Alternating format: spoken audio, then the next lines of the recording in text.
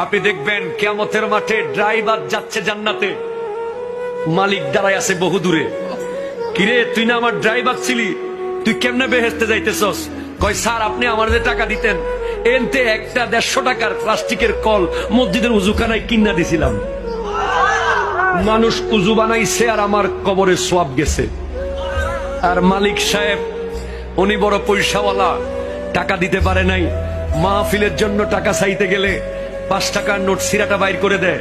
আর যেই টাকাগুলো দোকানে চলে না, টেম্পুতে চলে না, বাসে চলে না, জুমার দিন মোটামুটি চালাই দেয়। কথা কোন ঠিক কিনা জোরে বলেন না। এরকম লোক সমাজে আছে না নাই?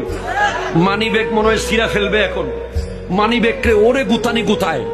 100 টাকার নতুন নোটটা দেখে এটা 500 টাকা তুই কিনলে আইসস। খবর আছে কিয়ামতের মাঠে তারা যখন উঠবে, তাদের গায়ে আগুনের তীর মারা থাকবে, তীর। যারা টাকা আসে কিন্তু আল্লাহর রাস্তায় দেয় নাই। কথা কোন ঠিক কিনা জোরে বলেন।